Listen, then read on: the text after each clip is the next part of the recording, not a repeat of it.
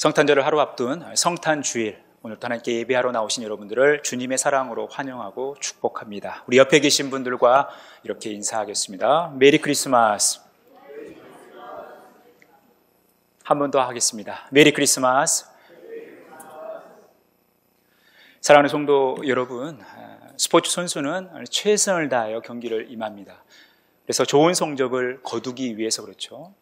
왜냐하면 좋은 성적을 거두어야 그에 따른 보상이 따르기 때문에 그렇습니다. 명예를 얻게 되고 또 물질적인 보상도 얻게 됩니다. 그래서 스포츠 선수들은 최선을 다해서 경기에 임하죠. 이 선수 한 명 한 명이 모여 또 팀을 이루는데 선수 개개인뿐만 아니라 팀도 최선을 다해 경기에 임합니다. 그리고 그 팀의 전력을 향상시키기 위해서 많은 노력들을 하죠. 많은 투자를 합니다. 특히 이 전력 보강을 위해서 하는 일은 선수 간 서로 트레이드, 교환을 하는 것입니다. 우리 팀에 필요한 선수를 확보하기 위해서 조금은 희생이 따르지만 내 필요한 선수를 얻기 위해 우리 팀에 선수를 내어주는 이런 교환, 트레이드를 하는 것이죠.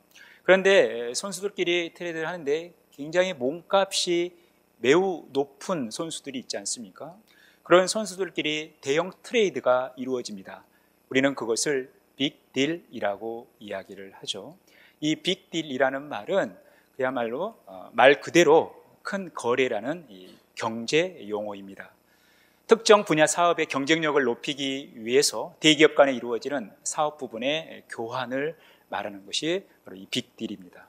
이 빅딜은 기업 활동뿐만 아니라 스포츠 영역 그리고 우리의 삶의 영역에까지 이 빅딜이라는 용어를 많이 사용하게 되는 것이죠. 그래서 이 빅딜을 추구하면서 최고의 성적, 성과를 이루기 위해 기관, 또 기업체, 또 스포츠 선수들, 팀들이 최선을 다해서 노력을 합니다. 여러분, 우리의 영적인 삶에도 빅딜이 있었습니다. 우리의 영적인 삶에 있었던 빅딜이 무엇일까요? 우리는 그 의미를 살펴보면서 성탄절을 하루 앞둔 이 성탄주일, 우리가 건강한 러닝맨이 되기 위해 필요한 쉬운 한 번째 이야기를 함께 나누고자 합니다. 하나님께서는 아브라함에게 약속을 하셨습니다. 창세기 15장 13절에서 14절에 이 아브라함의 후손이 이제 애굽에 계기되는데 400년간 객생활을 하다가 심지어 종살이를 하다가 이제 400년이 지나고 나서 많은 재물을 이끌고 나올 것이라는 약속의 말씀을 주셨어요. 그리고 400년이 지나고 나서 하나님은 그 약속을 성취해 가십니다. 먼저 모세와 아론을 이스라엘의 지도자로 세우셔서 바로에게 보내셨습니다. 그리고 이스라엘 백성들을 출애굽시킬 수 있도록 바로를 설득하는 일을 하죠. 그런데 바로의 마음이 완강하기 때문에 이 일이 쉽지 않은 것입니다. 9가지 재앙을 내렸지만 바로가 살짝 마음이 흔들릴 때도 있었지만 다시 원래의 자리로 돌아오면서 바로는 이스라엘의 출애굽을 허용하지 않습니다. 그런데 사실 바로가 마음이 완강하게 된 것은 하나님께서 그 마음을 완강하게 하셨기 때문에 그렇게 된 것입니다. 바로의 마음까지도 하나님께서 주관하여 이루어진 일이라는 것입니다. 이제 하나님께서 비장의 카드를 꺼내시죠. 우리가 오늘 읽진 않았지만 11장 5절에서 6절에 보면 애굽 땅에 있는 모든 처음 난 것, 왕위에 앉아 있는 바로의 장자로부터 맷돌 뒤에 있는 몸종의 장자와 모든 가축의 처음 난 것까지 죽으리니 애굽 온 땅에 전무후무한 큰 부르짐이 있으리라 라고 말씀을 하셔요. 사람과 동물을 막론하고 나서 모든 생명체들, 왕위에 있는 바로의 장자로부터 또 몸종의 장자, 심지어 가축의 처음 난 것까지 다 죽인다라는 것이죠. 이것이 얼마나 엄청난 일이었는지, 크고 고통스럽고 슬픈 일이었는지 전무후무한 부르짖음이 애굽 땅에 있을 것이다 라고 하나님은 말씀하셨어요. 엄청난 재앙이 애굽에게 이르겠다라는 거죠. 9가지 그 재앙과는 비교할 수 없는 그 고통, 그 슬픔이 애굽에 찾아올 거라는 것입니다. 그런데 하나님께서는 특이한 사항을 또한 말씀을 하셔요. 7절에 그러나 이스라엘 자손에게는 사람에게나 짐승에게나 개 한 마리도 그 혀를 움직이지 아니하리니 여호와께서 애굽 사람과 이스라엘 사이를 구별하는 줄을 너희가 알리라 하셨나니. 하나님께서는 애굽과 이스라엘을 구별하신다는 거죠. 애굽의 모든 장자들은 다 죽이지만 이스라엘의 장자들은 죽이지 않는다라는 것입니다. 철저히 하나님께서 애굽과 이스라엘을 구별하시겠다라고 말씀하시는 거예요. 하나님이 이스라엘은 살리실 것을 말씀하는 거죠. 그러면서 이 구별을 위한 구체적인 실행 방법을 말씀해 주고 계십니다. 오늘 우리가 읽었던 12장 3절에 보니까 너희는 이스라엘 온 회중에게 말하여 이르라. 이달 열흘에 너희 각자가 어린 양을 잡을지니 각 가족대로 그 식구를 위하여 어린 양을 취하라. 하나님께서는 각 가정별로 어린 양을 취하여 잡으라고 말씀하고 있어요. 하나님께서 이 일을 이루시면서 더 구체적인 말씀을 행하고 계시죠. 너희 어린 양은 흠없고 1년 된 수컷으로 하되 양이나 염소 중에서 취하고 이달 열 나흘 날까지 간직하였다가 해질 때에 이스라엘 회중이 그 양을 잡고 그 피를 양을 먹을 집 좌우 문설주와 임방에 바르고. 하나님께서는 이스라엘 백성들로 하여금 어린 양을 잡되 흠없는 1년 된 수컷으로 잡으라고 말씀하고 있어요. 그러면서 이 양을 잡아 죽이면 거기에서 피가 나오지 않겠어요? 그 피를 좌우 문설주와 임방에 바르라고 말씀하셨습니다. 왜 하나님께서는 이와 같은 일을 지시하셨을까요? 내가 애굽 땅을 칠 때에 그 피가 너희가 사는 집에 있어서 너희를 위하여 표적이 될지라. 내가 피를 볼 때에 너희를 넘어가리니 재앙이 너희에게 내려 멸하지 아니하리라. 하나님께서는 이 양의 피가 묻어있는 그 집은 재앙을 베풀지 않으신다라는 거죠. 하나님께서 재앙을 일으키시지 않는다라는 거예요. 그들을 멸하지 않는다라는 거죠. 그 피 때문에 하나님께서 죽이지 않으신다라는 말씀을 하고 있다라는 것입니다. 이것이 하나의 표적이 된 것입니다. 하나님은 이스라엘 백성들을 살리시기 위해서 이와 같은 일을 하신 거예요. 어린 양을 희생시켜서 그 어린 양을 죽이셔서 이 어린 양의 피로 인하여 이스라엘 백성들의 장자의 생명이 보존되어지는 이 일을 하시고자 한 것입니다. 이것이 바로 유월절의 시작인 것입니다. 너희는 이날을 기념하여 여호와의 절기를 삼아 영원한 규례로 대대로 지킬지니라. 하나님은 이스라엘 백성들로 하여금 그들을 출애굽시키시기 위해 유월절을 제정하신 것이죠. 한마디로 10번째 재앙은 애굽의 모든 장자들이 다 죽임을 당하는, 하지만 하나님께서 이 어린 양의 희생을 통해서 이스라엘 백성들의 생명은 보존하시는 이 엄청난 일을 지금 실행하고자 한 것입니다. 이것이 유월절의 본질인 것입니다. 이것이 유월절의 정신이라는 것이죠. 이것을 규례로 삼아 대대에 지키라고 말씀하고 있다는 것입니다. 그렇다면 하나님께서는 왜 이렇게 번거롭게 일을 하실까요? 하나님의 능력이라면 충분히 이스라엘 백성들을 출애굽시키실 수 있는 거 아닙니까? 9가지 재앙을 베푸셨지만 그 9가지 재앙도 보통 재앙이 아니죠. 엄청난 재앙입니다. 그런데 여러분, 그 재앙에 하나님께서 더 강도를 더하시면 바로의 마음이 움직이지 않았겠어요? 충분히 9가지 재앙의 강도를 높이셔서 이스라엘 백성들을 출애굽시키실 수 있었어요. 하나님께서 바로 왕의 마음을 완강하게 하지 않으셔서 하나님께서 이스라엘 백성들을 출애굽시키실 수 있었습니다. 그런데 하나님은 그 방법을 선택하지 않고 이스라엘 백성들과 애굽 사람들에게 10번째 재앙을 내리시고 그 10번째 재앙에서 이스라엘 백성들은 벗어나게 하신 거죠. 바로 어린 양의 희생을 통해서 이 일을 하게 된 것입니다. 하나님께서 왜 유월절을 제정하셨을까요? 왜 하나님께서는 번거롭게 이러한 일들을 만드셨을까요? 하나님은 왜 어린 양을 희생시키셨을까요? 우리는 그 이유를 사도 바울이 제시하고 있는 말씀에서 찾게 됩니다. 고린도전서 5장 7절에 너희는 누룩 없는 자인데 새 덩어리가 되기 위하여 묵은 누룩을 내버리라. 우리의 유월절 양 곧 그리스도께서 희생되셨느니라. 그 옛날 이스라엘 백성들을 위하여 희생당한 이 유월절 어린 양은 장차 오실 예수 그리스도를 예표하고 있다는 것입니다. 예수 그리스도께서 유월절 양으로 우리에게 오셔서 우리를 위하여 희생을 당하셨다는 것입니다. 그 옛날 이스라엘 백성들의 생명을 위하여, 그들의 생명을 보존하기 위하여 어린 양이 희생되어져서 그 어린 양이 유월절 어린 양이 된 것처럼 예수 그리스도께서 이 땅에 오셔서 우리를 구원하시고 우리의 생명을 살리시기 위해 희생당하셨다는 것입니다. 유월절에 어린 양을 모습으로 우리에게 오셔서 우리를 위하여 죽으신 바로 예수 그리스도의 모습을 우리는 보게 되는 것입니다. 예수 그리스도 때문에 우리가 살게 된 것이죠. 베드로전서 1장 18절에서 19절에 보니까 너희가 알거니와 너희 조상이 물려준 헛된 행실에서 대속함을 받은 것은 은이나 금같이 없어질 것으로 된 것이 아니오 오직 흠없고 점없는 어린 양 같은 그리스도의 보배로운 피로 된 것이니라. 우리가 죄의 그늘에서 벗어날 수 있었던 것은, 우리가 죄와 사망의 권세에서 벗어날 수 있었던 것은 예수 그리스도의 보배로운 피, 예수 그리스도의 그 보배로운 피가 우리의 대속물이 되어서 우리를 위하여 예수님께서 희생당하셔서 우리의 구원을 이루게 된 것입니다.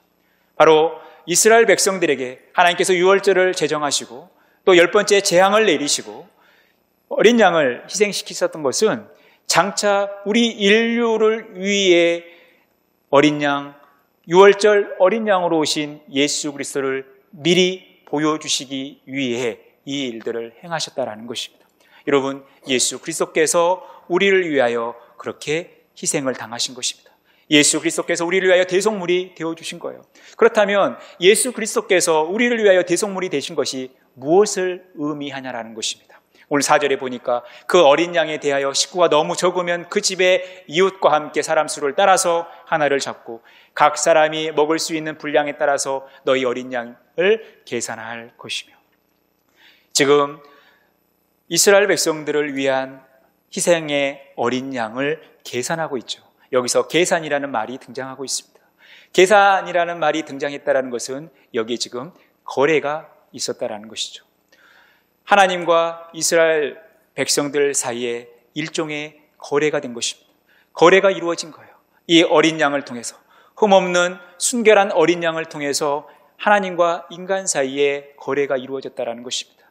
이 거래는 바로와 하나님과의 거래가 아니라 이스라엘 백성들과 하나님과의 거래라는 것입니다. 하나님께서 이스라엘 백성들에게 이런 거래를 제안하신 것이죠. 그리고 그 거래를 이루신 것입니다. 마찬가지로 우리와 하나님 사이에 우리의 힘으로 도저히 감당할 수 없는 우리의 구원의 문제, 우리의 이 생명의 문제를 해결하기 위해서 예수 그리스도를 희생시키셨고, 예수 그리스도가 우리를 위해서 큰 거래, 빅딜의 당사자가 되어주신 것입니다. 매개체가 되어주신 거예요. 여러분, 하나님께서 그 일을 이루신 것입니다. 그래서 예수님께서 오신 목적이 어디에 있습니까? 인자가 온 것은 섬김을 받으려 함이 아니라 도리어 섬기려 하고 자기 목숨을 많은 사람의 대속물로 주려 함이니라. 예수 그리스도께서 이 땅에 오신 목적은 영광을 받으시기 위함이 아니라는 것입니다.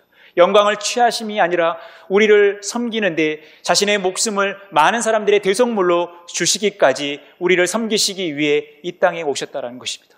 예수님께서 이 땅에 오신 목적, 예수님께서 탄생하신 목적이 거기에 있는 것입니다. 그리스도께서 하나님 곧 우리 아버지의 뜻을 따라 이 악한 세대에서 우리를 건지시려고 우리 죄를 대속하기 위하여 자기 몸을 주셨다라는 것입니다. 여러분, 이 빅딜은 누구에 의해 이루어진 것입니까? 하나님에 의해, 하나님의 뜻대로 이루어진 것이에요. 하나님께서 원해서 이루어진 일이라는 것입니다. 하나님과 우리 사이에 예수 그리스도를 통해서 이루어진 이 빅딜, 큰 거래는 하나님께서 원하셔서 이루어진 일이라는 것입니다.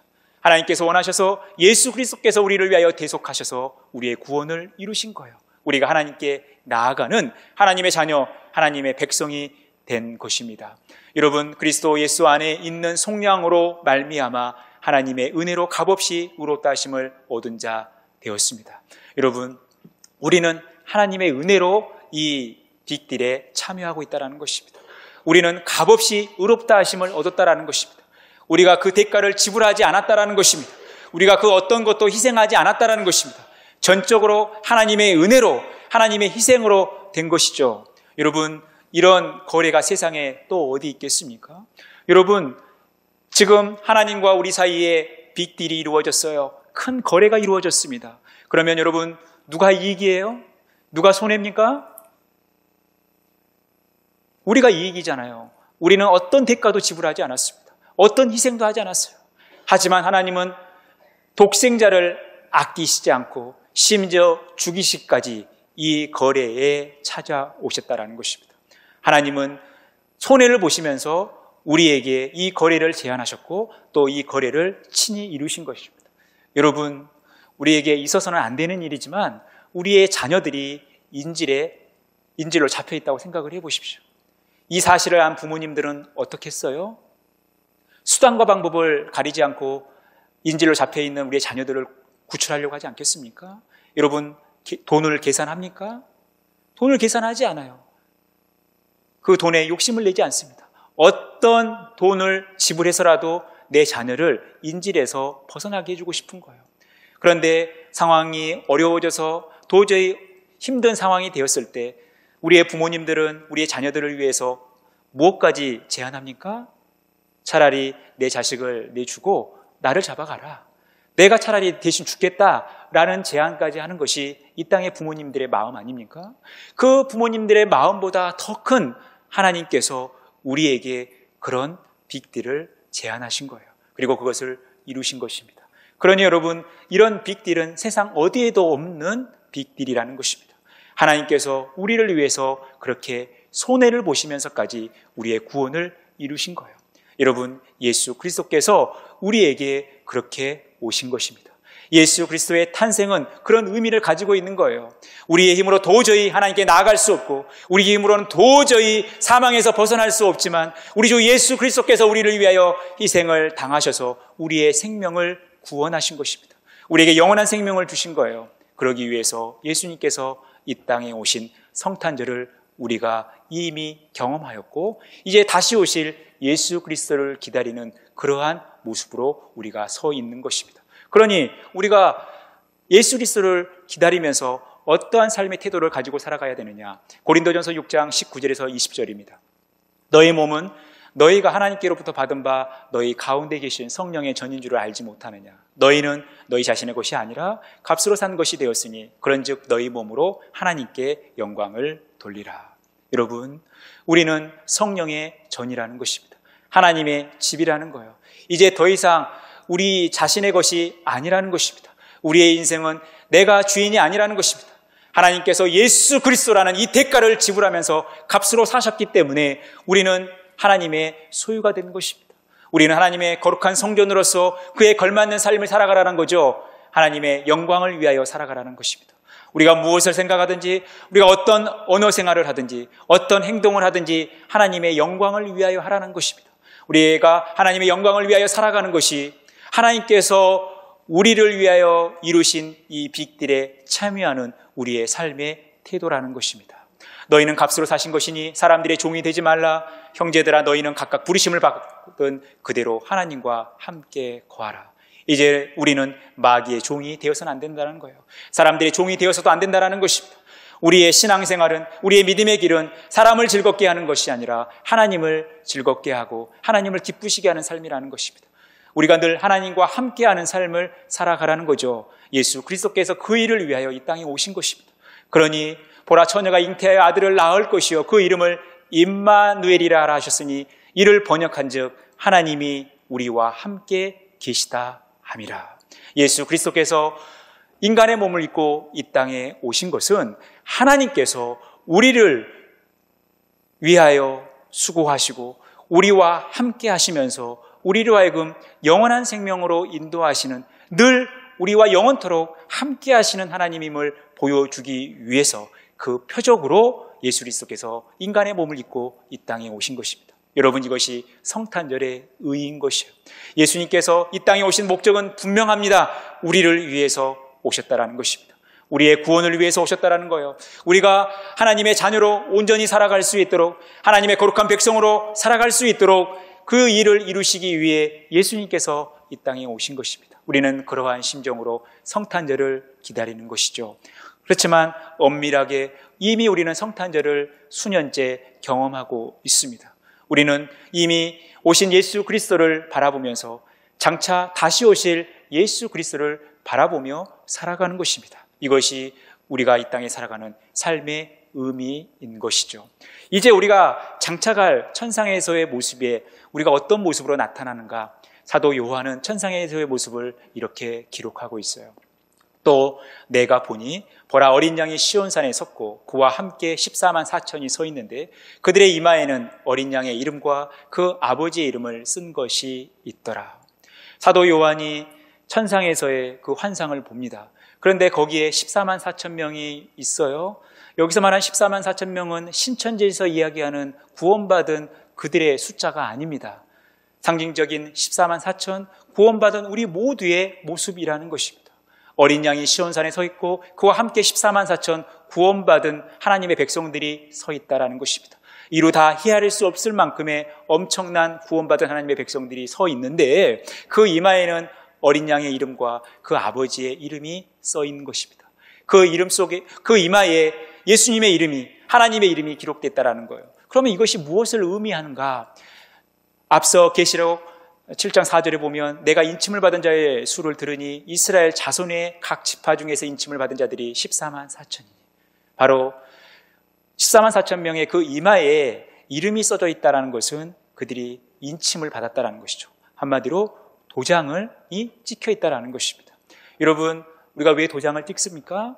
도장을 찍는 목적은 크게 세 가지 목적이 있어요. 첫 번째, 소유를 표시하기 위해 도장을 찍습니다. 그래서 옛날 노예들은 이마에 도장을 찍었어요. 그래서 함부로 도망도 못 가게 만들었습니다. 누구의 소유다라는 표시이죠. 책을 매우 좋아하는 제 친구는 항상 책에다가 자기 도장을 찍더라고요. 그러면서 이 책이 내 것이다라고 표기하는 거죠.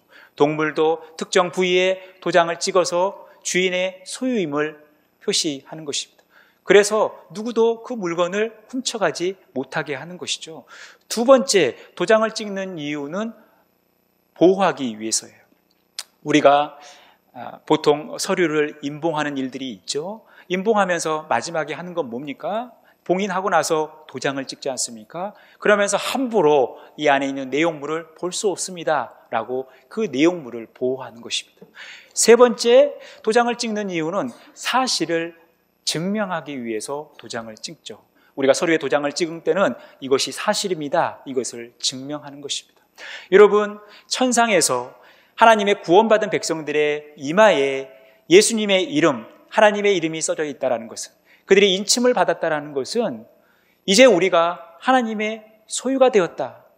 우리는 하나님의 보호하신 아래 살아간다. 그리고 이것은 분명한 사실이다, 진리이다라는 것을 강조하기 위해서 천상에서 우리의 모습을 이렇게 묘사하고 있습니다. 사랑하는 성도 여러분, 저와 여러분은 하나님의 소유된 백성입니다.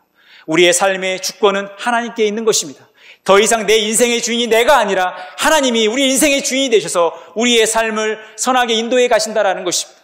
때로는 삶의 위기와 어려움을 겪는다 하더라도 철저히 하나님께서 우리를 보호하신다라는 것입니다. 그래서 우리는 하나님의 그 보호하심 아래 안전한 삶을 살아가는 거예요. 그리고 이것은 지워질 수 없는, 잊혀질 수 없는 분명한 사실, 변할 수 없는 중요한 사실이라는 것입니다. 사랑하는 성도 여러분, 우리가 그렇게 살아가는 것입니다. 이것이 하나님의 구원받은 백성의 모습이라는 거예요. 여러분, 우리 옆에 계신 분들의 이마를 한번 쳐다보십시오. 이마에 써져 있어요? 예수 그리스도, 하나님. 여러분, 이름이 써져 있습니까? 육적인 눈으로 보면 안 보여요. 영적인 눈으로 보면 보입니다. 그래서 여러분, 우리의 이마에 이렇게 이름을 달고 다니는 거예요. 예수 그리스도, 하나님. 그래서 하나님께서 우리를 책임져 주시는 것입니다. 하나님께서 우리를 붙들어 주시는 거예요. 하나님께서 우리를 보호해 주시는 거예요. 그리고 하나님께서 우리를 가장 선한 방법으로 우리의 삶을 인도해 주신다는 것입니다. 사랑하는 성도 여러분, 이 하나님의 은혜와 이 하나님의 사랑의 혜택을 다 누리시길 바랍니다. 하나님과 우리 사이에 있었던 빅딜의 혜택을 우리가 그렇게 누리고 있는 거예요. 그 수혜를 입고 우리가 살아가는 것입니다. 사랑하는 성도 여러분, 오늘은 성탄절을 하루 앞둔 성탄 주일로 우리가 지킵니다. 여러분, 성탄절 좋으십니까? 아니면 좋지 않으십니까? 성탄절들이 기다려집니까? 아니면 기다려지지 않습니까? 빨리 내일이 됐으면 좋겠습니까? 그렇지 않았으면 좋겠어요? 여러분, 성탄절 좋으시죠? 성탄절이 왜 좋습니까? 예수 그리스도께서 우리를 위하여 이 땅에 오셨기 때문에 그런 거예요. 절망 가운데 있는 우리들에게 소망을 주시기 위해서, 영원한 죽음 가운데 있는 우리들에게 영원한 생명을 주시기 위해서, 하나님과 우리 사이에 빅딜을 성사시키기 위해서 예수님께서 이 땅에 오신 것이죠. 그래서 여러분, 그날이 감격스럽고 즐겁고 유익한 것입니다. 우리에게는 말로 다 표현할 수 없는 감격이 우리에게 있는 것이에요. 그래서 우리는 성탄절을 설레는 마음으로 기다리는 것입니다. 그리고 또한 우리는 장차 오실 예수 그리스도를 또다시 기다리고 있는 것입니다. 장차 오신 예수 그리스도는 우리의 삶을 영원한 생명의 길로, 이제 천국으로 우리를 구체적으로 인도하실 것입니다. 우리는 그곳에서 영원한 생명, 영원한 복락을 누리며 살아갈 것입니다. 오늘 우리가 성탄절을 기다리면서 이 은혜를, 이 감격을, 이 감사를 누리셨으면 좋겠습니다. 이 성탄절이 우리에게는 이런 큰 의미를 가져다 주었으면 좋겠습니다. 하나님과 우리 사이에 하나님께서 이루신 빅딜, 이것을 예수 그리스도를 통해서 이루셨고, 예수 그리스도는 그것을 위해서 이 땅에 오셨다는 사실을 늘 기억하시면서 믿음의 길을 온전히 걸어가시기를 간절히 바랍니다. 사랑하는 성도 여러분, 우리가 주님께 가까이 나아가는 건강한 러닝맨이 되기 위해서 우리에게 필요한 것은 하나님께서 친히 이루신 빅딜에 참여하는 것입니다. 예수 그리스도를 통해서 이루신 이 일에 우리가 함께 참여하면서 하나님의 자녀의 특권, 하나님의 백성의 특권을 누리시기를 간절히 바라겠습니다. 하나님께서 우리의 주인이 되어주셔서 우리의 삶을 책임져 주시고 우리를 철저히 보호하여 주시면서 우리를 진리 가운데로 인도하신다는 사실을, 이것은 변할 수 없는 사실이라는 사실을 여러분 늘 기억하시면서 온전히 믿음의 길을 걸어가시는 저와 여러분의 복된 삶이 되어지기를 간절히 축원합니다.